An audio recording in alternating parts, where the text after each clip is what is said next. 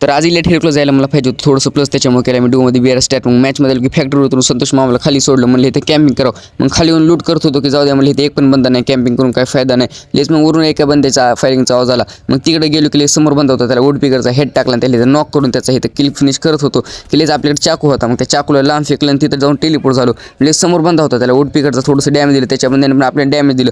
मी संतोष मामाला मागं सोडलं, म्हणलं इथून पळून जाऊ. पण त्या बंद्याने पण त्याच्या संतोष मामाला सोडलं. पण मी टेलिपोर्टहून मागालो की लेस त्याचा बंदा गाडी घेऊन आला. मी त्याला UMPचे हेड टाकून त्याला ते नॉक केलं. त्याकडे सुई होती, ते रिवाइव्ह होत होता. त्याला पूर्ण मारावं बघितलं पण ते डबल रिवाइव्ह झाला. पण त्याला आपण डबल नॉक केलेलं. तेवढ्यात त्याचा दुसरा बंदा आला आणि इथं आपल्याला नॉक करत होता की मी टेलिपोर्ट झालो संतोष मामाचा यूज करून. पुन्हा त्याच्या अंगावर ग्लू मेल्टर टाकलं आणि इथं मी काय घाण केली की मित्रांनो, इथं मला कुठून कौशिक मारलं काही कळलं नाही. पण आपल्या बंद्यानं आपल्याला इथे रिवाइव्ह केलं आणि पुन्हा मी डबल तिथं आलो की लेच आपला बंदा पण इथे देवा वगैरे पोहोचलेला होता.